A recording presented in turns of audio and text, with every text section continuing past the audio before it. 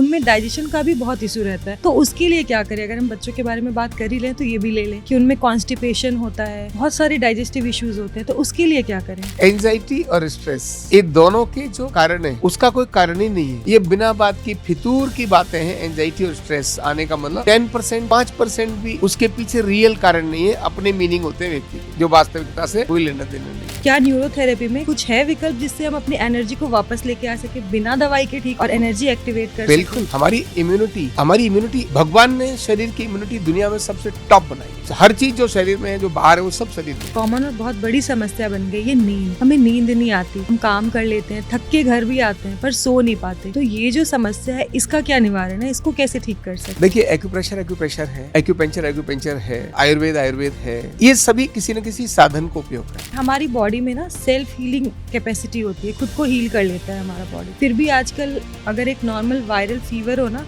तो वो भी हम बिना एंटीबायोटिक और मेडिसिन उसके बिना ठीक नहीं हो पाता। 3 दिन में उसको जाना ही है, तीसरे दिन से ढल जाएगा। दवाई ली तो हो सकता है 7 दिन भी लगा ले, क्योंकि जकड़ जाएगा। केवल जब भी कुछ हो तो शरीर अपने को री एनर्जाइज करने के लिए ये सारे इन्फेक्शन से बचने अपने को रेडी करता है, फाइट करता है। सोच तो ऐसी हो गई है कि दवाई भी खाओ, पैसे भी दो, और दवाई के साथ ही ऊपर जाना है। इलाज नहीं है, हमारे पैसे डाल रहे हैं, दवाई खा रहे हैं। देखिए, कभी भी कोई बीमारी अगर आती है तो उसके रूट कॉज पे जाना बहुत जरूरी है। अगर बच्चे में माइग्रेन का कारण क्या है, तो मेजर जो बच्चों में माइग्रेन के हैं, उनके अंदर किसी पोषक तत्व की कमी, जिसके कारण से उसका डाइजेशन ठीक नहीं रहता है और पोषक तत्व कम है। और जब कहीं थोड़ा धूप लगी, कहीं कुछ और आया, तो तुरंत उसको सिर दर्द आता है।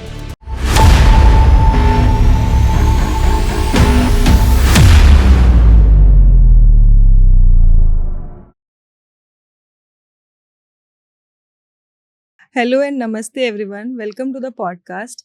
आज हमारे गेस्ट आचार्य राम गोपाल दीक्षित जी हैं, जो आरोग्य पीठ के संस्थापक हैं। ये अर्धनारीश्वर और वेलनेस न्यूरोथेरेपी के स्पेशलिस्ट हैं, और ये राष्ट्रपति भवन में हेल्थ कंसल्टेंट भी थे। बहुत बहुत स्वागत है आचार्य जी आपका हमारे पॉडकास्ट पे। हृदय से बहुत बहुत धन्यवाद आपका। कैसे हैं आप? एकदम बहुत बढ़िया हूँ मैं। आचार्य जी, मैंने आपके प्रोफाइल में देखा, बहुत ही अनोखी चिकित्सा पद्धति पे आप बात करते हैं और बताते हैं। ये क्या है अर्धनारीश्वर चिकित्सा और वेलनेस न्यूरोथेरेपी के बारे में आप मुझे विस्तार में बताइए कि ये अन्य पद्धतियों से कैसे अलग है? देखिए, भारत सरकार का जो आयुष मंत्रालय है, वो 6 प्रकार की पद्धतियों को रन करता है और एक है एलोपैथ। तो कुल मिलाकर भारत में आधिकारिक रूप से 7 चिकित्साएं इस समय काम करती हैं। एक एलोपैथ और दूसरा आयुष मंत्रालय की 6। ये 7वीं एक ऐसी चिकित्सा पद्धति है जो उन सब से अलग है, क्योंकि इसमें कोई दवाई नहीं है और कोई मशीन नहीं है, इसका कोई साइड इफेक्ट नहीं है, और बॉडी को बैलेंस करने की एक अद्भुत ये टेक्निक है। अब आपने कहा ना अर्धनारीश्वर चिकित्सा कैसे आए, तो भारत में ज्यादातर जो भारत की परंपरा है वो बैलेंसिंग पर काम करती है। जैसे आयुर्वेद वात पित्त कफ 3 चीजों के बैलेंस पर काम करता है, ऐसे ही ये जो अर्धनारीश्वर चिकित्सा है वो इड़ा और पिंगला की बैलेंसिंग पे काम करती है।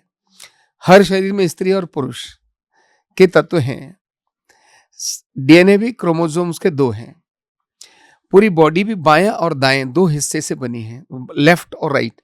जो लेफ्ट में है वो सेम राइट में है, लेकिन जो मिडिल में है वो एक है। मध्य में नाक है तो एक है, मुंह है तो एक है, लेकिन आंख है तो 2 है। यहां से लेकर यहां तक मध्य वाली चीजें एक है, दाएं बाएं दोनों अलग अलग हैं। ये ढांचे में भी है, स्ट्रक्चर में, और केमिकल्स में भी। अंदर के केमिकल भी 2 हैं। ये ब्रेन इस एरिया को कंट्रोल करता है, ये वाला ब्रेन इस एरिया को कंट्रोल करता है। ऐसे ही जो ब्लड है वो भी प्योर और इम्प्योर, यानी ऑक्सीडेंटेड और डीऑक्सीडेंटेड ब्लड है। हार्मोन्स में भी इसी प्रकार का है। तो ये जो शरीर में सारी चीजें वो डबल हैं। जैसे डीएनए भी डबल है, डबल हाइलेक्स है उसके अंदर। तो अर्धनारीश्वर का जो प्रिंसिपल कहता है वो ये कहता है कि जब भी दायां और बायां, यानी स्त्री और पुरुष का जो भाव है, स्त्री और पुरुष का शरीर में जो भाव है, ठंडे और गर्म का जो भाव है, वो जब भी डिसबैलेंस होगा तो वो डिसईज क्रिएट करेगा, ईज को डिस करेगा। और लंबे समय तक डिसबैलेंस रहा तो शरीर में अनेक सारे जो सिस्टम है वो डिसऑर्डर जो है वो डिस हो जाएंगे, यानी डिसईज हमारी डिस होगी कब? जब डिसबैलेंस हो जाएगा, बैलेंस डिस हो जाएगा। अर्धनारीश्वर का मतलब दाएं और बाएं का। लंबे समय तक डिसबैलेंस रहा तो डिसऑर्डर हो जाएगा। जो ऑर्डर है, डाइजेस्टिव डिसऑर्डर है, हार्मोनल डिसऑर्डर है, मेटाबॉलिक डिसऑर्डर है, ये सारे डिसऑर्डर हो जाएंगे, ऑर्डर डिस हो जाएंगे। तो अर्धनारीश्वर चिकित्सा में शरीर के रसायन, जो इंटरनल जिसको बोलते हैं हम, जिसमें हार्मोन्स बोलते हैं, एसिड अल्कलाइन केमिकल्स बोलते हैं, और ढांचे का मतलब बोन और मसल्स, जैसे शोल्डर समान रहने चाहिए, पेल्विक बोन समान रहनी चाहिए, नाभि हमारी बैलेंस रहनी चाहिए। जब भी ये डिसबैलेंस हो जाएंगे तो डिसीज हो जाएगी। तो अर्धनारीश्वर चिकित्सा क्या कहती है, इसको बैलेंस कर दो तो डिसईज में फिर से वापस आ जाएगी। सरल शब्दों में अगर मैं बताऊं तो ढांचे और रसायन को बैलेंस करने की, बिना दवा और बिना मशीन की, यह एक यूनिक चिकित्सा पद्धति है जिसे हम अर्धनारीश्वर चिकित्सा, वेलनेस न्यूरोथेरेपी कहते हैं। रोग को, आप और हम तो पुराने भारत के हैं, एक चीज मैं आपको कॉमन बताता हूं, 98% लोगों की नाभि डिसबैलेंस रहती है, मतलब उनका अर्धनारीश्वर डिसबैलेंस है। जितने भी हम कॉर्पोरेट जगत में काम करने वाले लोग हैं या घर में गृहिणी हैं, उनके शोल्डर्स और पेल्विक ऑलमोस्ट डिसबैलेंस रहते हैं और ये कोई जानता नहीं। पेल्विक बोन और शोल्डर, इसके कारण से जो स्पाइन है ना, वो डिसबैलेंस हो जाती है, मतलब टेढ़ी हो जाती है, और उसका केंद्र है नाभि। तो पेल्विक, शोल्डर, नाभि और इसके सराउंडिंग के जो मसल्स, इन्हें बैलेंस करने का जो सरल तरीका है वो है अर्धनारीश्वर चिकित्सा, वेलनेस न्यूरोथेरेपी। तो आचार्य जी, जो आपने बताया ना कि ये डिसबैलेंस है और हमें पता नहीं लगता, तो इसको हम पता कैसे चलाएं और इसमें क्या उपाय है हमारे पास? तो मैं आपके दर्शकों को बताता हूं, आपको अपना डिसबैलेंस है कि नहीं है कैसे चेक करें। तो सबसे पहले सब अपने हाथों को ऐसे मिलाएं, आप भी मिलाओ। ये जो उंगली है ना, ये और ये रेखाएं, ये जो रेखाएं हैं, ऐसे मिलाकर अपने आप देख लो। ऐसे अपनी रेखाओं को जस्ट ऐसे देखो। अगर ये रेखा मिली है ठीक, मतलब उंगली ऊपर से लेकर और ये यहां तक, ये सारी रेखाएं मिली हैं, इसका मतलब है कि अभी आपका ठीक है। ज्यादातर लोगों की रेखा यानी उंगली छोटी बड़ी होगी। नंबर 2, आप शीशे के सामने ऐसे खड़े हो जाओ, कपड़े पहने हुए भी चलेगा, उतारने की जरूरत नहीं। जब आप खड़े हो जाएंगे तो अपने दोनों हाथों को ढीला ऐसे छोड़ देंगे। ऐसे छोड़कर देखेंगे आपका दायां और बायां जो हाथ है, अगर एक हाथ शरीर से दूर है और दूसरा शरीर के नजदीक है, इसका मतलब आपका ढांचा बैलेंस नहीं है। तीसरा, आपने इन जनरल ऐसे ही जब खड़े हुए, अपने दोनों पैरों को ऐसे जब मिलाया, दोनों पैरों को साथ साथ में मिलाने के बाद में, है ना, ये जो आपकी मध्य रेखा है, ये नाभि तक पूरा, ये एक सीध में होनी चाहिए। अगर ये सीध में नहीं है, इसका मतलब है आपका शरीर डिसबैलेंस है। तो इन जनरल तो ऐसे ही चेक करने से पता चल जाता है। फिर एक और तरीका हम लोग, हमारे तो कई तरीके हैं, हमें किसी के रोग को डायग्नोज करने के लिए एक्सरे और एमआरआई की जरूरत केवल 5% 10% पड़ती है, सामने वाले को संतुष्ट करने के लिए। हमें जरूरत नहीं है, हम तो ऐसे ही बता देते हैं। दोनों बाजुओं को साइड में करने के बाद, पूरा ऐसे हमने दोनों बाजुओं को साइड में किया, अगर एक बाजू नीचे और ऊपर है तब समझिए आपका बैलेंस डिस है, आपको क्रोनिक बीमारी कोई खतरनाक आ रही है। आप गाड़ी तो पता ही है आपको, कार जब चलाते हैं तो कार चलाते समय उसका व्हील इम्बैलेंस अगर हो जाए माइनर, चाहे आपकी कितनी भी बड़ी और महंगी गाड़ी हो, वो टायर भी खाएगी और डिवाइडर से भी टकराएगी, और जो ड्राइवर है उसके हाथ को तो दर्द कर ही देगी। जब गाड़ी का माइनर डिसबैलेंस गाड़ी की परफॉर्मेंस पर इफेक्ट डालता है भयंकर, तो इस गाड़ी का बैलेंस कौन देखता है? हम सब तो बिना बैलेंस देख के भागते हैं। तभी तो घुटने दर्द आते हैं, तभी तो एसिडिटी आती है, तभी तो गैस आती है, तभी तो माइग्रेन आता है, तभी तो डिप्रेशन आता है, तभी तो रिमेटॉइड अर्थराइटिस जैसी बीमारी आती है। कमर, घुटना, गर्दन की तो बात ही छोड़ो, शुगर, बीपी, पीसीसी आती है। डिसबैलेंस अर्धनारीश्वर का। तो ढांचे का तो कॉमन चेक कर सकते हैं, केमिकल का चेक करने के लिए तो हमारे पास ही आना पड़ेगा। वो तो हमारे को तो 1 मिनट लगता है केमिकल चेक करने में कि अंदर के रसायन डिसबैलेंस हैं कि नहीं है, इतना। तो ऐसे इसका चलेगा। उपाय क्या है? इसको ठीक कैसे कर सकते हैं? बहुत अच्छा तरीका है। अर्धनारीश्वर चिकित्सा बिना दवा बिना मशीन के इसको बैलेंस करती है।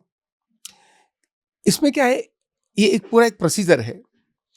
एक एक्सपर्ट थेरेपिस्ट जो हमारे यहाँ से ट्रेन हो चुका है, जिसने ट्रेनिंग ले ली है, वो किसी भी रोगी को लिटाकर या बिठाकर, कुर्सी पर बिठा के, जमीन पे बिठा के, कहीं भी लिटाकर या बिठाकर, जो पॉइंट हमें उसको अप्लाई करना है, हमारे जो पॉइंट्स हैं वो इस प्रकार के हैं। कुछ हैं जो सिर्फ ढांचे को बैलेंस करते हैं, स्ट्रक्चर को। कुछ हैं जो अंदर के केमिकल्स को बैलेंस करते हैं।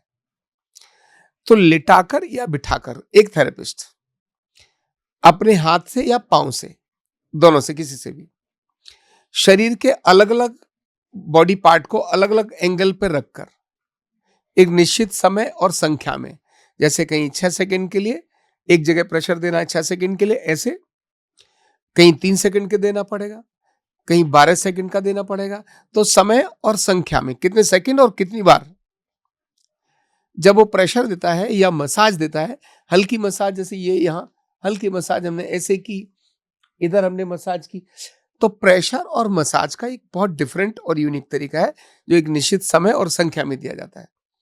ये देने से ही ढांचा और रसायन ऑन द स्पॉट बैलेंस होना शुरू हो जाता है।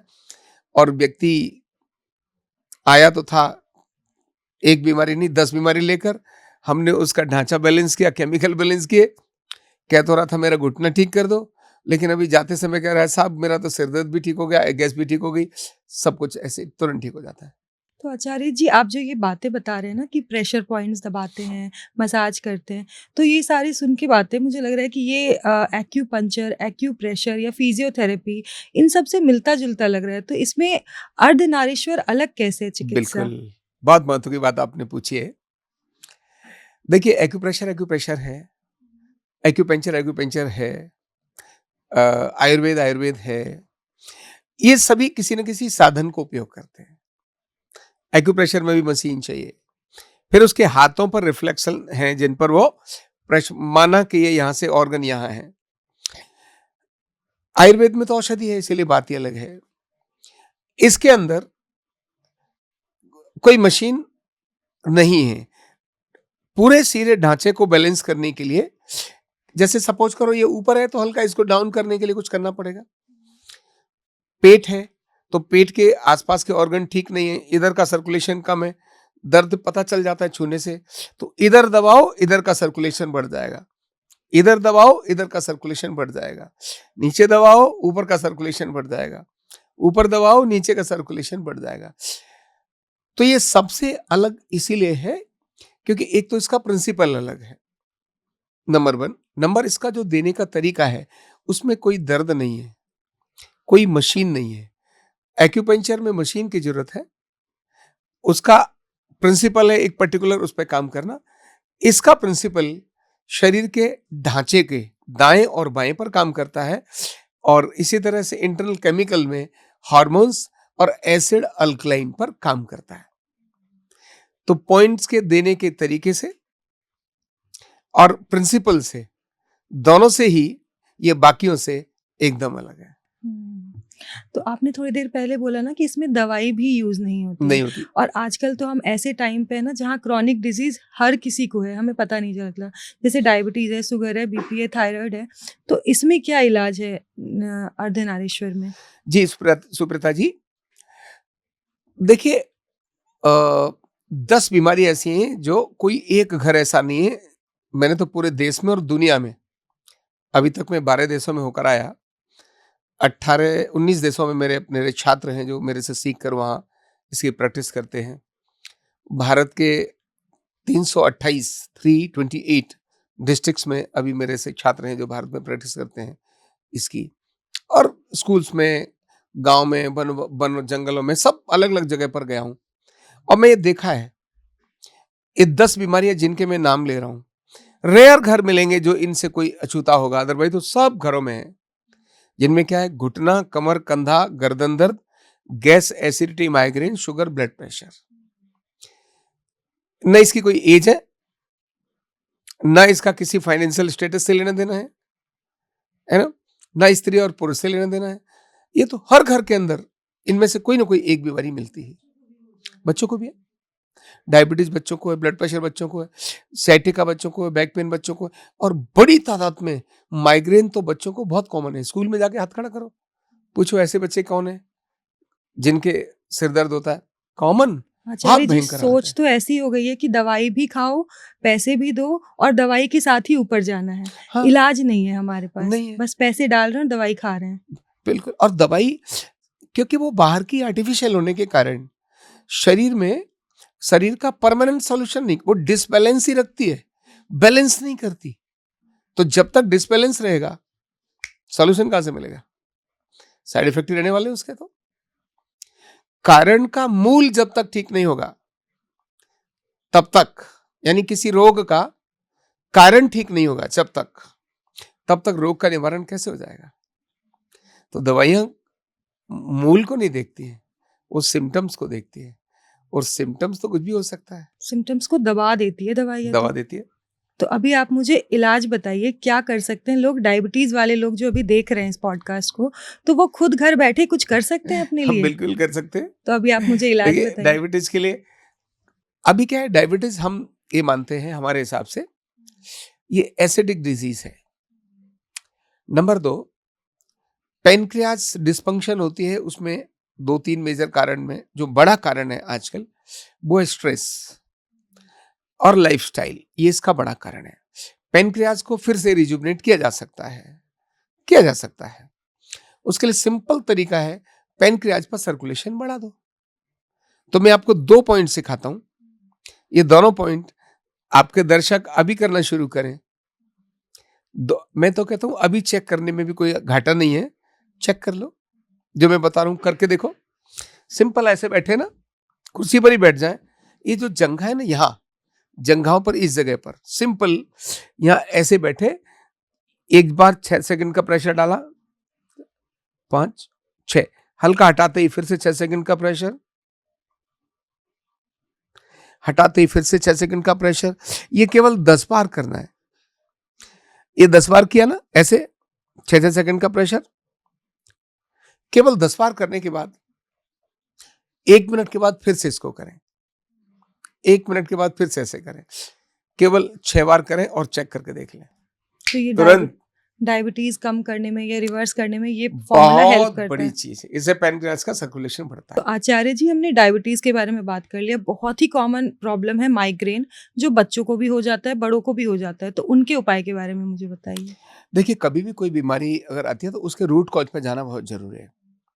अगर बच्चे में माइग्रेन का कारण क्या है, तो मेजर जो बच्चों में माइग्रेन के हैं, उनके अंदर एक है किसी पोषक तत्व की कमी, जिसके कारण से उसका डाइजेशन ठीक नहीं रहता है और पोषक तत्व कम है, और जब कहीं थोड़ा धूप लगी, कहीं कुछ और आया, तो तुरंत उसको सिर दर्द आ जाता है। गैस भी बच्चों को आजकल बनती है, इसके कारण होता है। नंबर 1 तो ये है। नंबर 2, जो बच्चों में आजकल बड़ा स्ट्रेस आ रहा है, छोटी चीज को भी बच्चे अपने दिल पे लेते हैं। स्कूल का प्रेशर बच्चों पर आता है, वजन का बच्चों पर उसका प्रेशर आता है, ये, और फीमेल्स में, खासकर गर्ल्स में, ये बहुत अधिक देखने को मिलता है। तो बच्चों के लिए तो मेरा एक सबसे अच्छा तरीका है, बहुत सरल तरीका है। पहले तो एक आदत छोड़ दें, वो खाना खाना है ना, तो खाना खाते समय सिर्फ खाना खाएं। ये खासकर माताएं जरूर ध्यान करें। उनके सामने मोबाइल चला दिया, उनके सामने टीवी चला दिया, वो बच्चे टीवी देख रहे हैं, खाना खा रहे हैं, तो उससे तो और गैस बनती है और ठीक नहीं होता। तो पहला काम, बच्चे खाना खाते समय आराम से, मस्ती से खाना खाएं, और उन्हें डाइनिंग में खाना चाहिए, कहीं भी टीवी के सामने नहीं खाना चाहिए। आदत ये माँ बाप देखे, प्रिकॉशन की बात कर रहा हूं। नंबर 2, खड़े होकर पानी नहीं पीना चाहिए बच्चों को। जब भी खड़े होकर पानी पीते हैं, तो पानी पीते ही, पानी एक ऐसी चीज है जो हमारे स्टमक में देर तक रुकता नहीं, वो तुरंत इंटेस्टाइन में चला जाता है, प्लेन वाटर। इसीलिए लूज मोशन अगर होता है ना किसी को, तो थोड़ा नमक चीनी घोल के डालते हैं। क्यों? इससे, उसका कारण कुछ और भी होगा, लेकिन कम से कम वो स्टमक में फिर रुकता है। अदरवाइज तो लूज मोशन लगा हुआ और पानी पिला दो तो फिर से और लग जाता है, पैरासिस्टिक मूवमेंट बढ़ जाती है। तो कभी भी खड़े होकर पानी बच्चों को पीने की आदत से रोकना चाहिए। अब ये तो हो गए दोनों प्रिकॉशंस, कि खाना खाते समय टीवी नहीं देखना, मोबाइल नहीं देखना, और खड़े होकर पानी नहीं पीना। अब करें क्या? हो गया तो क्या करें? सिर दर्द आ गया, बहुत सिंपल तरीका बता रहा हूं, बच्चों के लिए, मतलब बहुत सिंपल। उन बच्चों के ये जो शोल्डर है ना, यहाँ इन जगहों पर अपने दोनों हाथों से बड़ा सिंपल ऐसे शोल्डर पर हल्की हल्की मसाज कर दो, यहाँ शोल्डर पर मसाज कर दो हल्की, और यहां से इस तरह से सिर को पीछे बच्चे के धीरे धीरे ले जाएं, पीछे तक ले जाएं।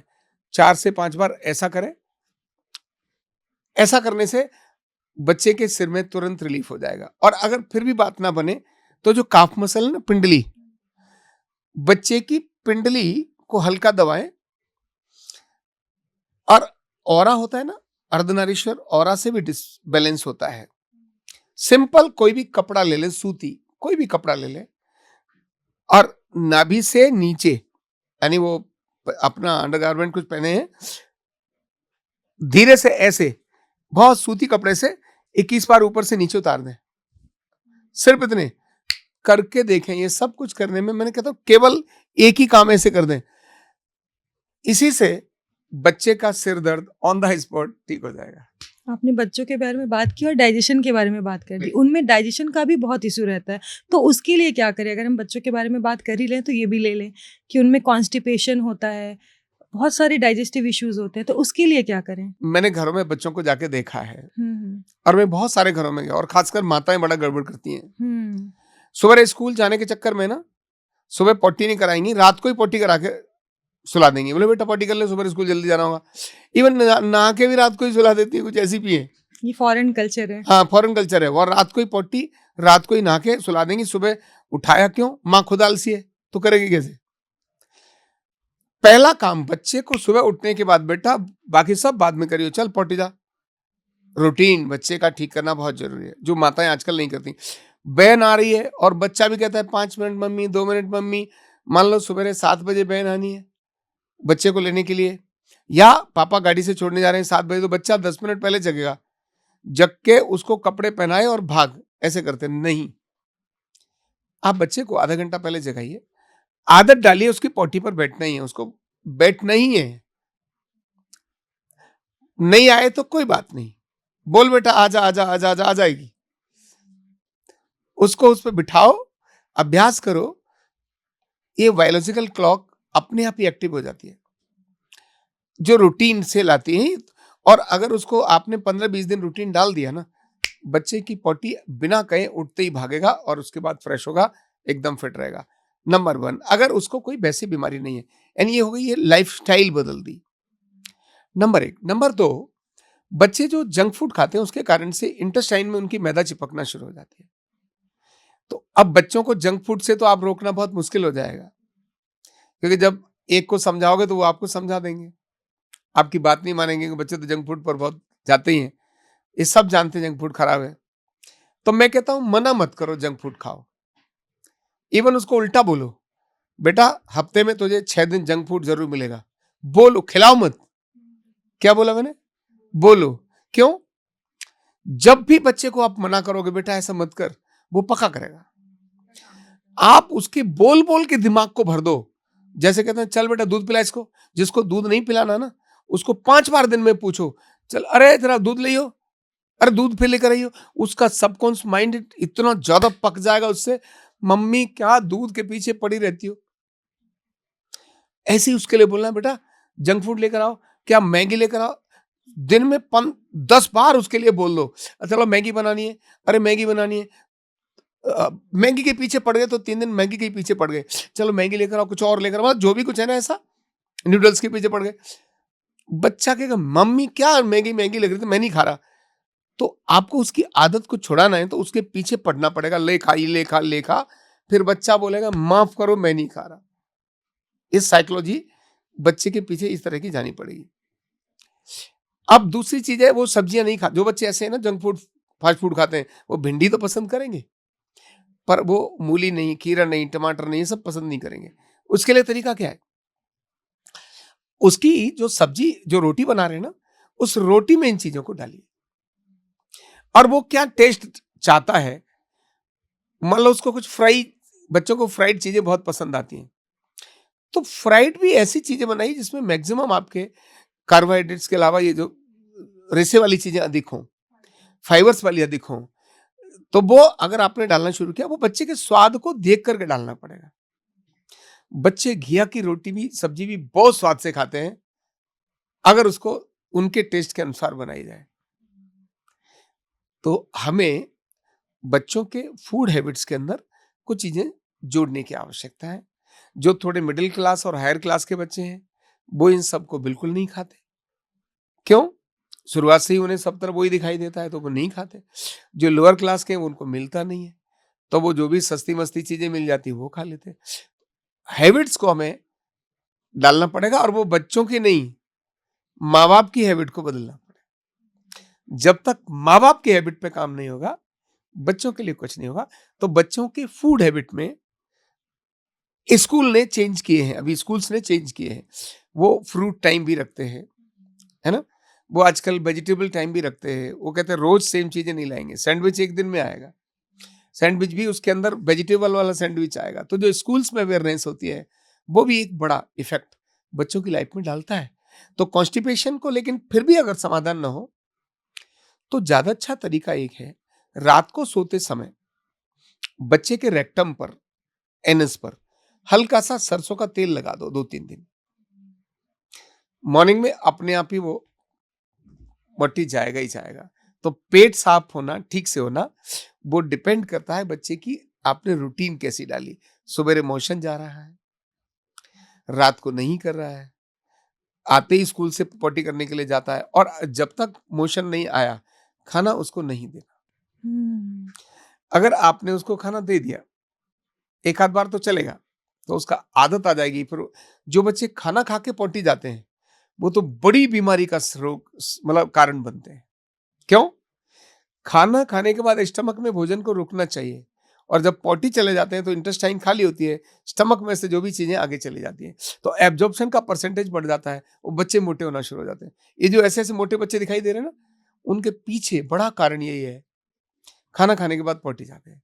गर्ल्स में इसके कारण पीसीओडी होता है, पॉलिसिस्टिक ओवरी डिसऑर्डर आ जाता है, हार्मोनल इम्बैलेंस हो जाता है, क्योंकि लेट जगती हैं, लेट सोती हैं, खाने का तरीका ठीक नहीं, खाना खाते ही पॉटी जाती हैं।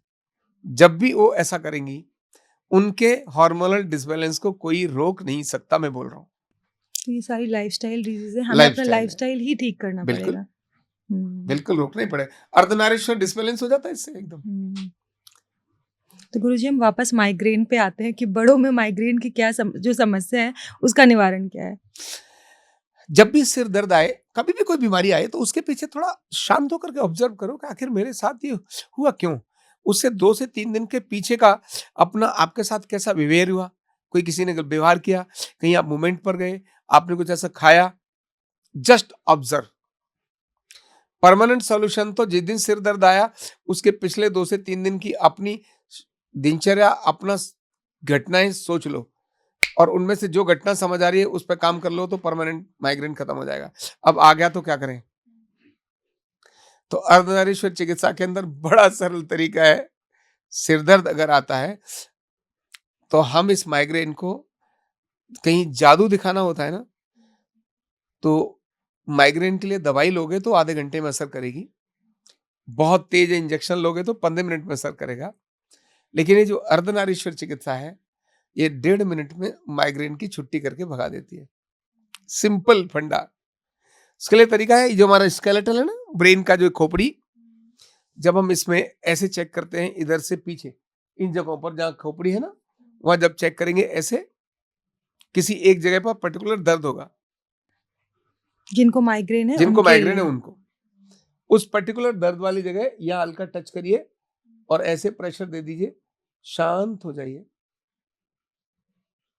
शांत हो जाइए। अगर तनाव के कारण से आया है या सर्वाइकल के कारण से माइग्रेन है, तो ऐसे भाग जाएगा। अगर माइग्रेन का कारण गैस है, वायु, गैस बन रही है ना, तो सबसे अच्छा तरीका है, जो हमारे पैर की जो बड़ी उंगलियां हैं, 2 बिग टो, उनके ऐसे, पैर की बात कर रहा हूं, ऐसे सिंपल बैठ करके ही दोनों को ऐसे ऐसे कर लो थोड़ी देर के लिए। इधर भी एक साथ कर सकते हैं, दोनों पर ऐसे ऐसे कर सकते हैं, जैसे नट कसते हैं ना, इस तरह से कर सकते हैं, ऐसे कर लीजिए। तीसरा,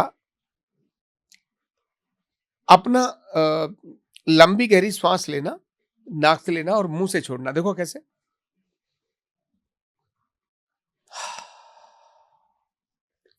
अपना हाथ ऐसे लो और ऐसे बाकी सब दर्शक भी लें। नाक से लेना है ऐसे सांस, पैसे छोड़ो। कैसी हवा निकली? गर्म हवा निकली ना। अब मैं एक मंत्र मारता हूं, अभी ठंडी हो जाएगी। अब ऐसे सांस लो, फिर करो। कैसी हो गई? तो ठंडी है। तो हवा आपकी, बात किसकी बन रही है? आपकी। मेरी बात बन रही है। ये ठंडी और गर्म, ये दोनों हवाएं एसिड और अल्कलाइन को बताती हैं। जब गर्म हवा है, ये इससे एसिड बाहर निकल रहा है, गर्मी निकल रही है, और ऐसे करने से अंदर का एल्कलाइन बाहर निकल रहा है। नॉर्मली माइग्रेन एसिडिक डिजीज है। तो ऐसे में लंबी गहरी सांस लेना, ऐसे करके 10 बार करें। शांति से अपने सिर पर हल्की मालिश करें, ऐसे करें, करके देखो, अभी ठीक हो जाएगा। वैसे मेरे अपने YouTube चैनल में मैं माइग्रेन पूछने के वाली थी आपसे कि ये वही उपाय है जिससे 20 साल पुराना माइग्रेन ठीक हुआ है? बिल्कुल बिल्कुल। वैसे मैंने ऐसी छोटी छोटी टिप्स मेरे अपने YouTube चैनल में भी डाली हैं कि माइग्रेन को खुद कैसे दूसरे के माइग्रेन को तुरंत ठीक करें, केवल 1 मिनट में, वो भी। और फिर एक घरेलू उपाय बताता हूँ।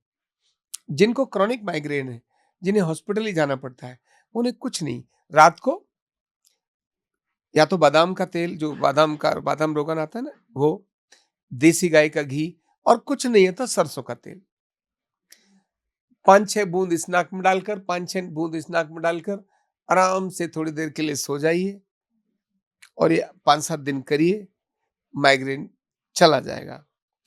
अर्धनारीश्वर चिकित्सा में ये एसिडिटी की चीज है, तो ये श्वासों के बैलेंस करने से ही ये ठीक हो जाता है। तो इसके बाद ना हम घुटनों पे आते हैं। लोग घुटने के दर्द की वजह से भी काफी परेशान रहते हैं, तो इनका क्या उपाय है? इनके लिए क्या प्रेशर पॉइंट्स हैं जो वो खुद ही ठीक कर सके घर बैठे? सुप्रता जी, घुटने की तकलीफ अगर मैं बोलूं तो मैंने अभी तक 3 लाख से अधिक पेशेंट्स देखे होंगे। उनमें से 2.5 लाख से अधिक सिर्फ घुटने के ही हैं।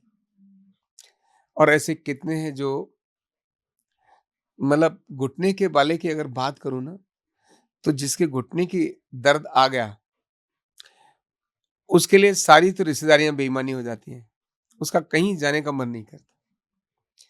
सारे तीर्थ यात्राएं बिल्कुल बेकार हो गई। अब मतलब उसकी घुटना जिसका दर्द आ गया ना, उसकी जिंदगी कैसी हो गई ये कोई समझ नहीं सकता, जब तक कि घुटने का दर्द ना आ जाए। लाइफ खत्म हो जाती है, एक कदम चलना मुश्किल हो जाता है।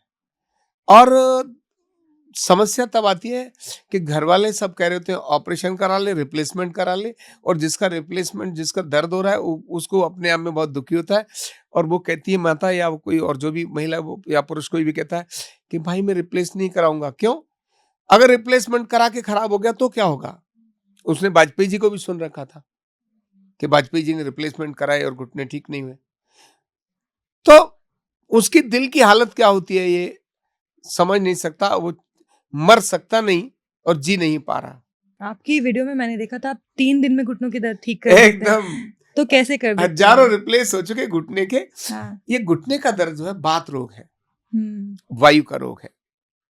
तो नंबर 1, पहले हमें हैबिट में डालना पड़ेगा, जो वायु करने वाली चीजें हैं उनको कंट्रोल में लाना पड़ेगा। पहले तो अपनी आदत ही सुधारनी है। फिर मैंने 12 एक्सरसाइज बताई हैं घुटनों के लिए, जो घुटनों की कटोरी को फ्री करती हैं, जिसमें पैरों को आगे पीछे करना है, घुटने को मोड़ना है, ऐसा कुछ करती है।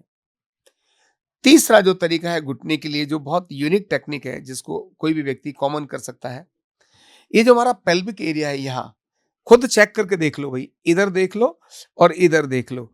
जो एच है ना, अपनी जो हड्डी है इस पर, यहाँ छू के देख लो, इधर और इधर।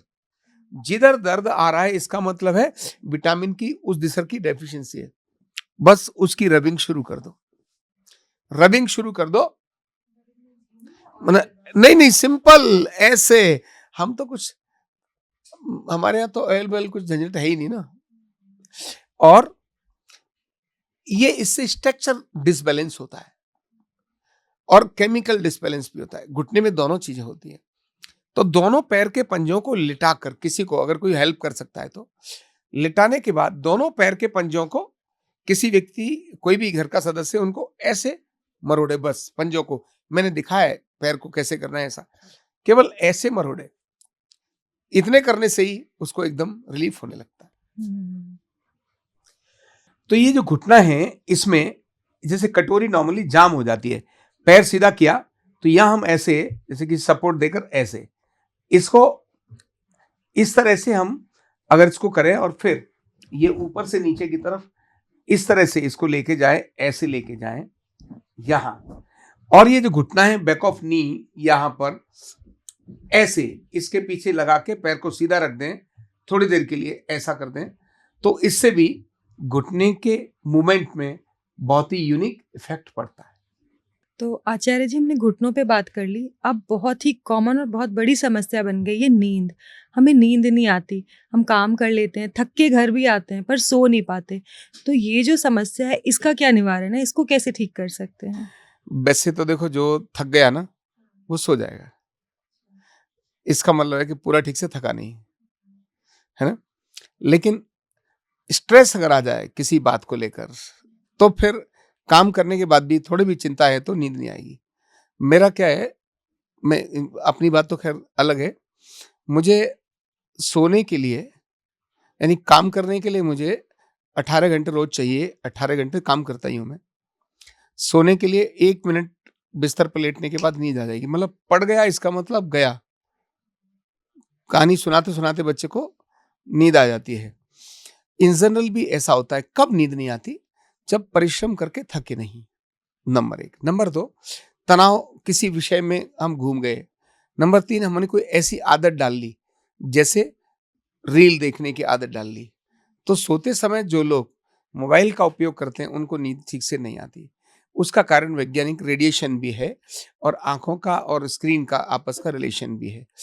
फिर जो लेट सोते हैं, अगर वो 11 बजे के बाद सोते हैं, तो हमारा जो पिनियल ग्लैंड का एक्टिवेशन का टाइम है भारत में, वो 9 to 11 है। तो 9 से 11 के बीच में सो जाना चाहिए। अगर वो, इसीलिए तो आप अमेरिका जाओ तो भी वो रात को 9 बजे सोने की बोलेंगे।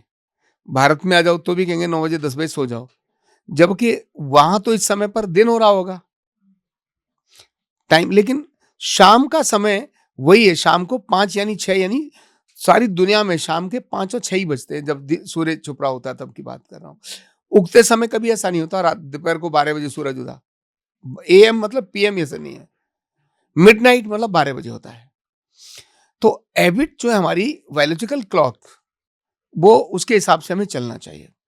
तो जो लेट सोते हैं, स्क्रीन को देखते हैं, जिनकी गैस अधिक बनती है, जिनको स्ट्रेस अधिक होता है, ऐसे लोगों को नींद नहीं आती है। या जिन्हें दिन में अधिक रेस्ट करने का मौका मिलता है तो रात को नींद नहीं आती है।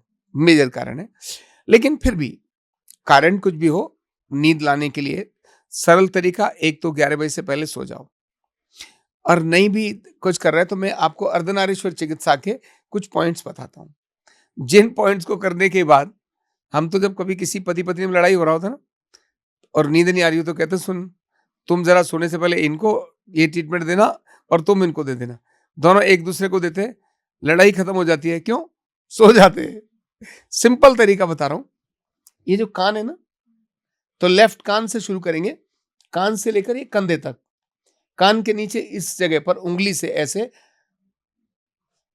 8-8 2 बार, यानी 16 बार।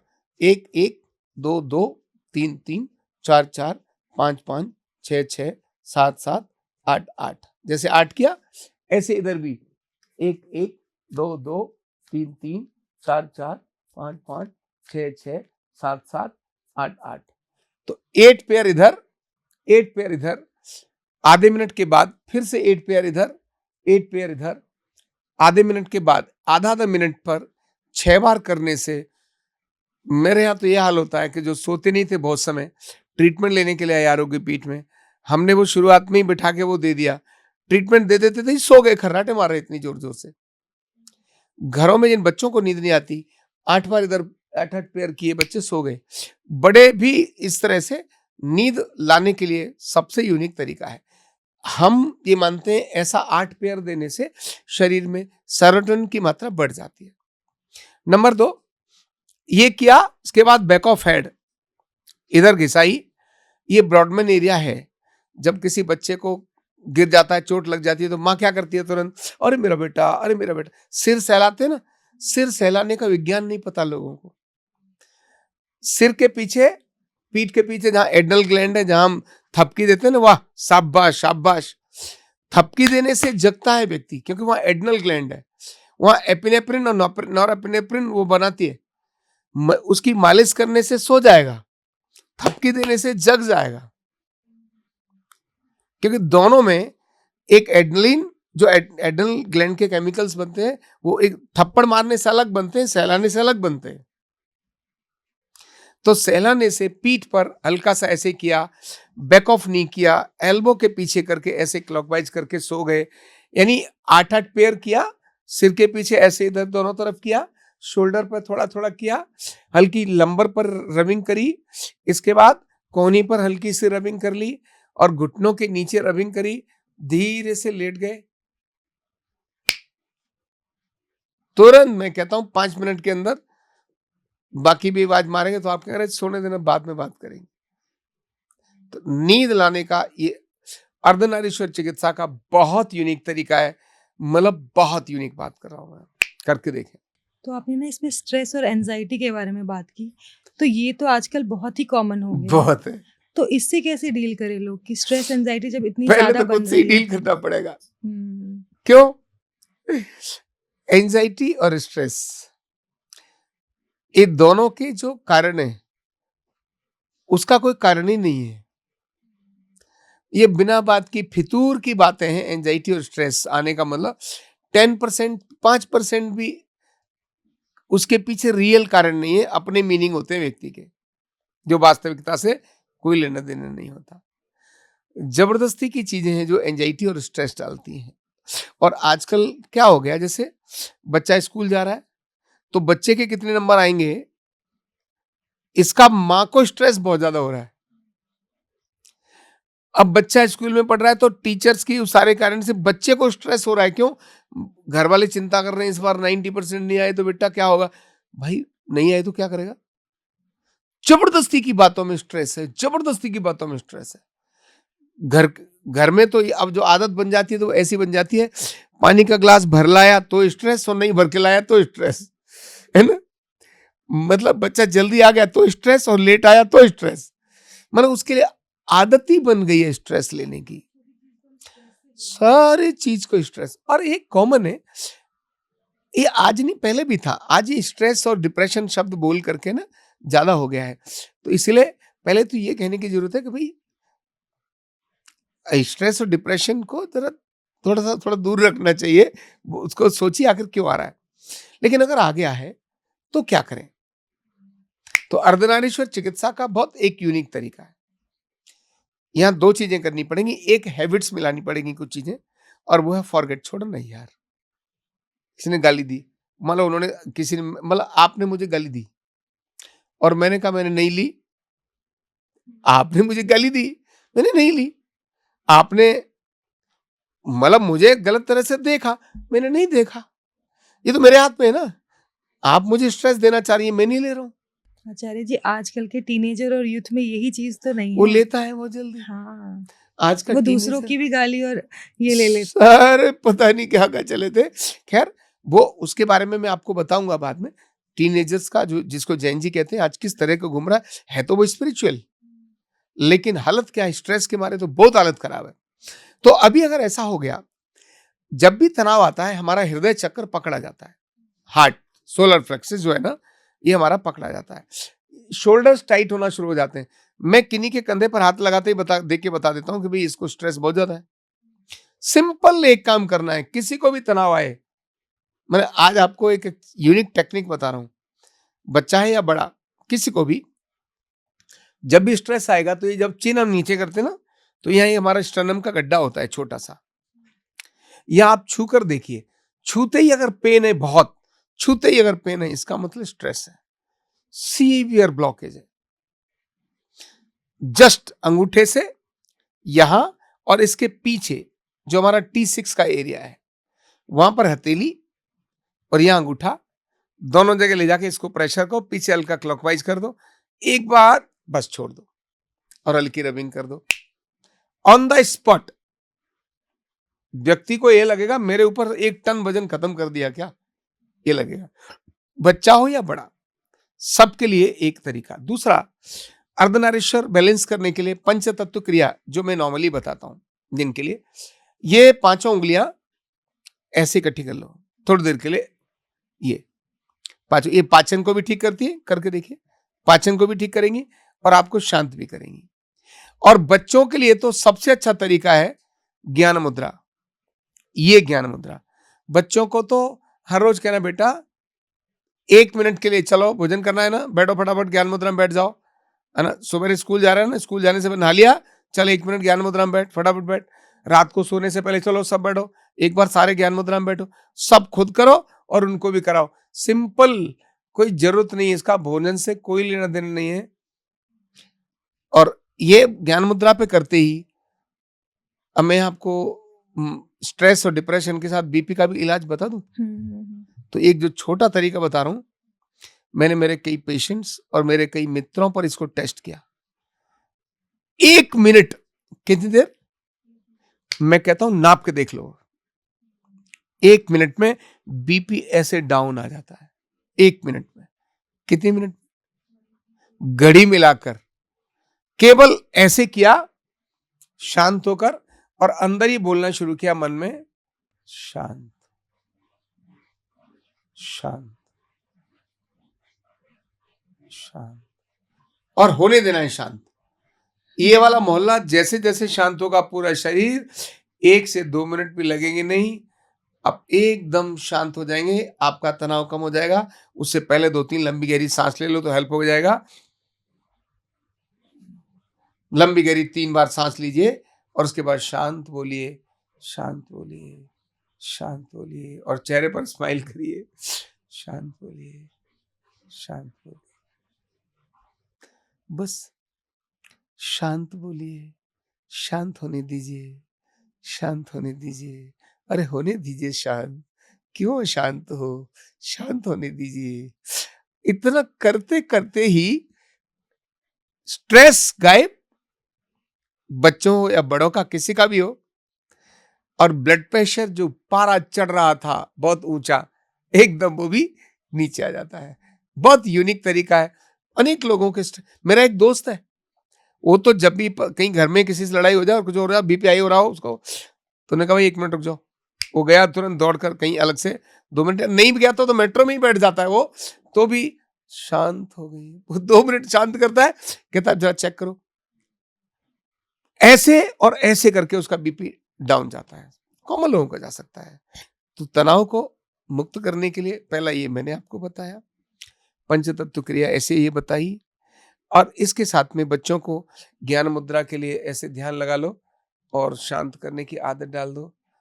ये रियल चेहरे की चमक लेकर आता है, हैप्पीनेस लेकर आता है, स्ट्रेस को कम करता है। ये ऐसी छोटी छोटी तरीके जिनसे हम इनको सब किया जा सकता है। तो आचार्य, जैसे इनके बारे में बात कर ही रहे हैं हम, स्ट्रेस के बारे में, एंजाइटी के बारे में, तो क्या ये जो गुस्सा है, फियर है, दबा हुआ ट्रॉमा जो है हमारे अंदर, तो क्या वो हमारे ऑर्गन्स को डैमेज करता है या कोई बीमारी का रूप लेता है हमारे शरीर में? इमोशनल डिजीज, जिनके घुटने दर्द होते हैं ना, उन्होंने जिंदगी में कभी घुटने टेके थे? मतलब जिंदगी में, लाइफ में किसी चीज का घुटने टेकना, घुटने टेकना मतलब घुटनों का दर्द आया। न्यूरोलॉजिकल जितने भी डिसऑर्डर है ना, ये पार्किंसन, ये आत्मग्लानि का रोग है। पार्किंसन आत्मग्लानि से आता है। पत्थर जैसे, जैसे वो थी ना सीवियर डिप्रेशन, जिसमें आंखें ऐसे पत्थर हो जाती हैं, वो आत्मग्लानि का रोग है। वो जो अहिल्या को हुआ था, वो आत्मग्लानि के कारण ही तो पत्थर हो गई थी। उसके हस्बैंड ने कह दिया कि तू तो मेरे से हट जा दूर, अब तूने तो कुछ और किया ऐसा करके। ये जो ट्रॉमा और ये सारी चीजें अंदर होते हैं, मेरे पास कितने सारे केस ऐसे आते हैं जो ट्रॉमा क्या है, नाभि को पकड़ लेता है, हृदय चक्र को पकड़ लेता है। इमोशंस जो दबा के रखते हैं, अपनी चीजों को एक्सप्रेस नहीं करते, वही धीरे धीरे धीरे धीरे ब्लड प्रेशर को एंजाइटी को, इन सब को लाने का कारण बनते हैं। बड़ी गंभीर बीमारियां अंदर जो गांठें हैं ना, जो गांठें बन जाती हैं शरीर में, ये भी उन्हीं के कारण से आती हैं। मनो का एक रोग जिसको बोलते हैं ना, वो यही है। इसीलिए अपने इमोशंस को दबाना नहीं चाहिए। हाँ, रिलीज करने का तरीके 2-3 हैं। एक है, अपना कोई अच्छा मित्र है उसके साथ शेयर कर दो। नंबर 1। लगता है कोई मित्र नहीं है, अकेले में जाके खूब किसी भी चीज पर मार धाड़ रो, तगड़ा रो, जोर से रो, खूब चिल्ला चिल्ला के रो। कुछ नहीं करो तो मुट्ठी पकड़ो जोर से, और मतलब अकेले जाकर के मतलब ऐसे गुस्से दे, मतलब गुस्सा आ रहा है ना तो निकाल दो गुस्से को। नहीं है तो तकिया लो और दाड़ दाड़ दाड़ दाड़ इतना रो, रो तगड़ा रोकर उसमें मारते मारते रो। इमोशंस को, एक्सप्रेशंस को, मतलब इनको निकालने का तरीका खुद निकाल लो, किसी से नहीं है तो अकेले जाके रो लो। रोना सबसे अच्छा तरीका है। चिल्लाना, बड़ी जोर से चिल्लाना, एकदम जोर से चिल्लाना, और लेकिन योजना से चिल्लाना कि मैं क्यों चिल्लाना चाह रहा हूं, इसको रुकना। और ज्यादा अच्छा तरीका एक है, जिसके साथ भी है तुरंत शेयर कर दो। पर आजकल लोग करते नहीं है, कोई बुरा ना मान जाए। अरे मार गोली ना, बुरा ना मान जाए भाई, तू तो गया काम से। वो देख, बच्चों की शादी में जाके डांस करना है, भंगड़ा करना है, आईसीयू में जाकर के वीडियो कॉल से बच्चों की शादी नहीं देखनी। तो बच्चों की शादी वीडियो कॉल से नहीं देखनी, तो एक्सप्रेस इमोशंस निकालने पड़ेंगे। हाँ, एक अर्धनारीश्वर चिकित्सा का तरीका बताता हूं। इमोशन का संबंध हमारे लीवर से है। जिन बच्चों को पैदा होते ही जॉइंटिस हो गया था, जो आजकल कॉमन होता है, जॉइंटिस जब हो जाता है तो लीवर का जो फिजिकल लेवल है वो तो ठीक हो जाता है, लेकिन मेटाफिजिकल लेवल ये ठीक नहीं होता, और वो लाइफ टाइम इमोशनल डिस्टर्ब रहता है। ऐसे लोगों को ये एंजाइटी, डिप्रेशन, ये सारे आते हैं। न्यूरोलॉजिकल डिसऑर्डर भी उन्हीं को दिखाते हैं जिनका लीवर कभी भी डैमेज हुआ था। तो सबसे अच्छा तरीका है, रोज ये राइट साइड में लीवर है ना, इस लीवर की यहाँ ऐसे इधर और इसके पीछे एक तो मसाज करते रहो।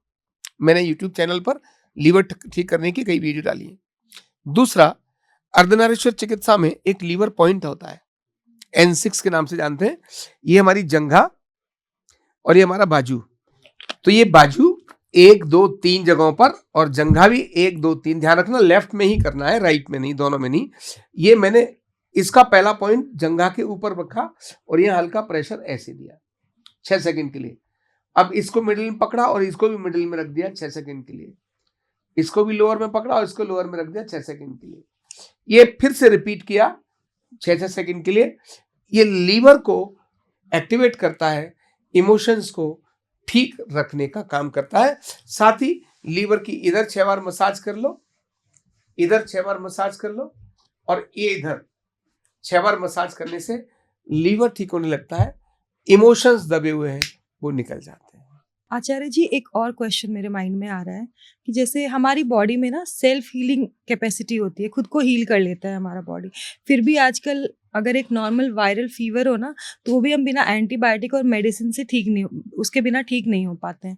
क्या न्यूरोथेरेपी में कुछ है विकल्प जिससे हम अपनी एनर्जी को वापस लेके आ सके, बिना दवाई के ठीक हो सके? बिल्कुल, और एनर्जी एक्टिवेट कर सके? बिल्कुल। हमारी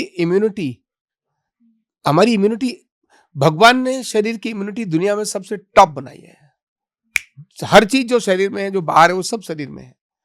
इनिशियली हमें उसको जानना चाहिए एक्टिवेट कैसे करना है। तो सिंपल, ये हमारे जो टॉन्सिल्स है ना, ये वॉच डॉग है। यहां से कुछ भी जाता है वो इसको ये पकड़ लेते हैं। ये जो हमारा पसीना है ना, ये स्किन से कुछ भी अंदर जाता है तो वो पकड़ लेता है। और अंदर कुछ चला भी गया तो हमारे लिम्फोसाइट्स हैं आर्मपिट में, यहाँ सारी बॉडी में घूमते रहते हैं, वो देखते रहते हैं, पकड़ा टक मारो, छोड़ो मत, बिल्कुल भी ऐसे करते रहते हैं। तो इम्यूनिटी बढ़ाने के लिए हमारे 3 ऑर्गन्स अच्छे रहें तो सारी बीमारियां ठीक रहती हैं, किडनी, लीवर और लंग्स। अगर ये 3 ठीक रहें, और साथ में हमारा जो सर्कुलेशन है उसके अंदर लिम्फोसाइट्स जहां जहां रहते हैं, लिम्फ ग्लैंड्स में, लिम्फ नोड्स के अंदर, वो सब अगर एक्टिवेट करते रहे हम रोज रूटीन, जैसे लिम्फेटिक ड्रेनेज जिसको कहते हैं। जी बिल्कुल। लिम्फेटिक ड्रेन तो पूरी बॉडी में मूवमेंट करती है, लेकिन कुछ जगह ऐसी हैं जहां लिम्फ नोड्स हैं, जहां वो लिम्फोसाइट्स रहते हैं, जैसे यहाँ रहेंगे। आपको मैं इसकी पहचान बताता हूं कि जब कभी पैर में चोट लग जाए, कट लग जाए, तो ऐसी कौन सी जगह है जहां हमारे दर्द होता है, उसके बाद में मतलब पकड़ाओ पैर में कुछ, तो दर्द कहाँ होगा? यहाँ ग्रोइंग में हो जाएगा, यहाँ। ऐसे ही बाजू में अगर कुछ हो रहा है तो बगल में दर्द आ जाएगा, चेहरे पर कुछ हो रहा है तो यहाँ पर दर्द आ जाएगा। ये एरिया कौन से है? ये लिम्फोसाइट्स के एरिया है। इन्हीं के रूटीन में मसाज, इसकी जैसे यहाँ रूटीन में मसाज करते रहें। और एक तरीका है ना, वो बाजू के नीचे, जब छोटे आप भी होंगे तो ध्यान में होगा, ऐसे पी पी पी करने के ना, बाजू के अंदर हाथ लगाया ऐसे यहाँ, और ऐसे करते तो पी की आवाज आती है ना, तो इनकी मसाज करते रहे, ऐसे ऐसे करते रहे, इससे इम्यूनिटी बहुत अच्छी होती है, केवल इनसे। और अगर छोटे मोटे सर्दी जुकाम आते रहते हैं ना, तो बिल्कुल भी तुरंत एंटीबायोटिक्स पर नहीं जाना चाहिए। 1 दिन 2 दिन 3 दिन तो उसको वैसे रहने देना ही चाहिए। मैं क्या करता हूं, जब मुझे होता है या मेरे घर में मेरे बच्चों को होता है, तो हम क्या करते हैं, दवाई लेते हैं तो वो 5 दिन में ठीक होता है, और दवाई नहीं लेते हैं तो वो 5 दिन में ठीक होता है। क्या बोला मैंने? लेने से भी 5 दिन में और बिना लिए भी 5 दिन में। 3 दिन में उसको जाना ही है, तो तीसरे दिन से ढल जाएगा। दवाई ली तो हो सकता है 7 दिन भी लगा ले, क्योंकि जकड़ जाएगा। केवल जब भी कुछ हो तो शरीर अपने को री एनर्जाइज करने के लिए ये सारे इन्फेक्शन से बचने, मतलब अपने को रेडी करता है, फाइट करता है। रनिंग नोज हो जाएगा, कुछ और कफ एंड कोल्ड हो जाएगा, ऐसे में प्रिकॉशन रखना है। अगर आ गया तो ठंडा पानी नहीं लेना, ठंडी चीजों से बचना, ठंडी चीजें खाने से, क्योंकि ठंडे में ये पनपता है। गर्म चीजें लेना शुरू कर दो।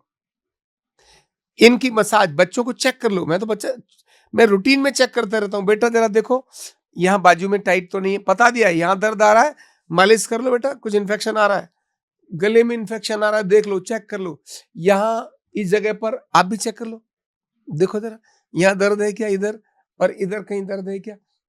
जस्ट वॉच, रूटीन में चेक करते रहो। अपने शरीर को पसीना आने दो, रोज रूटीन में पसीना आते रहना चाहिए।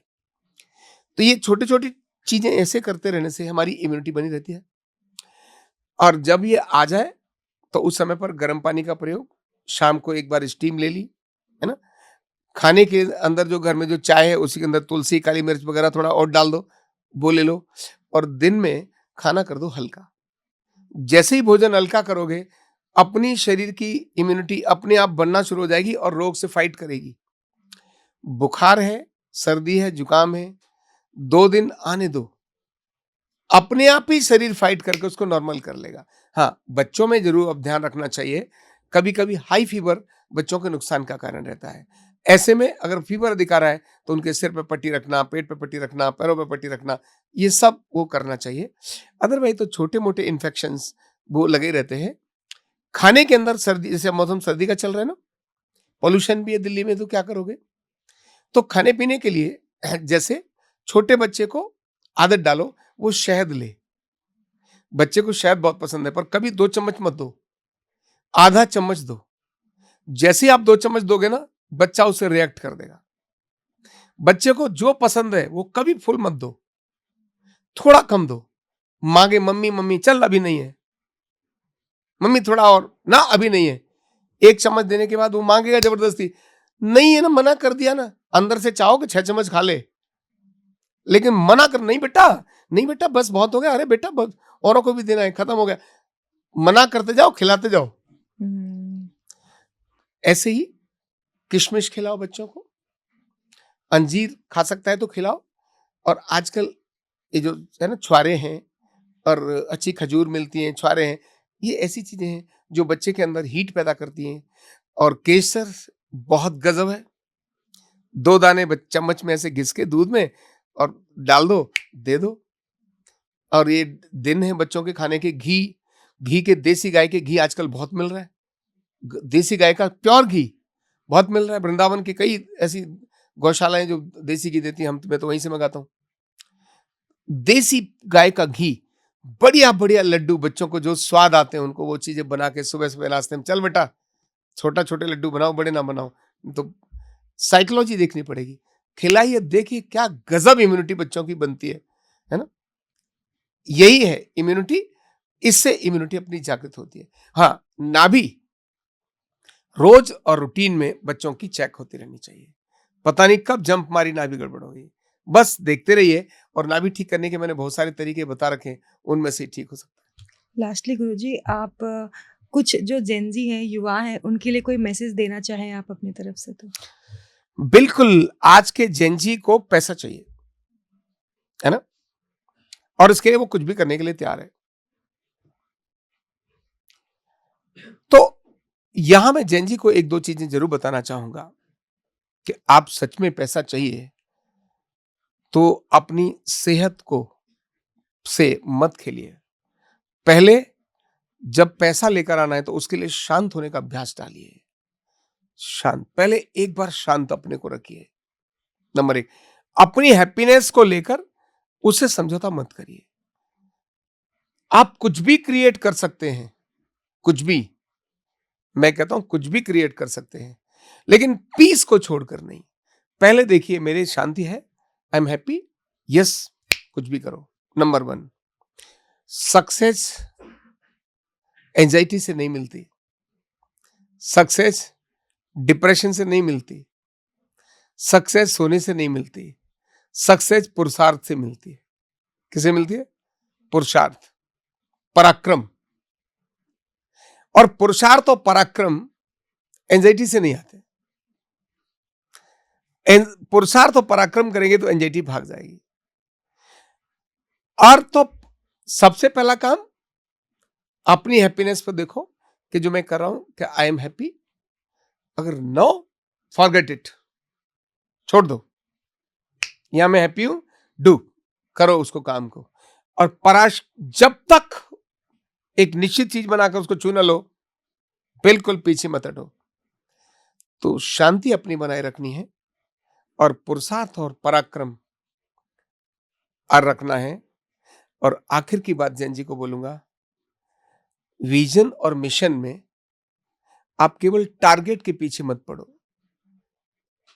यानी एम जो बनाते हैं ना, एम नहीं, पर्पज पर काम करो। किस पर? पर्पज। तो पर्पज ऑफ द लाइफ ये डिसाइड करना बहुत जरूरी है, not goal of the life. जब भी गोल में रहोगे तो गोल गोल हो जाओगे। तो आपका पर्पज मनी नहीं होना चाहिए। लाइफ का पर्पज हैप्पीनेस और एंजॉयमेंट ये होनी चाहिए। लाइफ का पर्पज, मैं अपनी लाइफ से बोलता हूं, पैसा तो पीछे दौड़ लगाता है, जब पर्पज नेक होता है तो पर्पज को तलाशिए। अपना पर्पज, मेरी लाइफ का पर्पज क्या है, उस पर्पज के हिसाब से अपने गोल डिसाइड करिए, लक्ष्य डिसाइड करिए, टारगेट डिसाइड करिए। और पर्पज में हैप्पीनेस कहीं भी जाता हुआ नजर नहीं आना चाहिए। अगर हैप्पीनेस है तो चेहरे की चमक रहेगी, हैप्पीनेस है तो रात को नींद अच्छी आएगी, हैप्पीनेस है तो दोस्तों के साथ बात करोगे। पर्पज में हैप्पीनेस को जोड़िए। बस इतना करेंगे तो आज के युवा तो वैसे ही स्पिरिचुअल है, आज के युवा तो बहुत यूनिक है। लेकिन मेरी बात को हमेशा ध्यान में रखना है, आपके बच्चों की शादी हो उस समय आप उनके साथ खड़े होकर डांस करने वाले बनने चाहिए, न कि आईसीयू में पड़े हुए हैं और मोबाइल में बाकी लोग दिखा रहे हैं, लो आपके बेटे की शादी हो रही है, वीडियो कॉल से दिखा रहे हैं।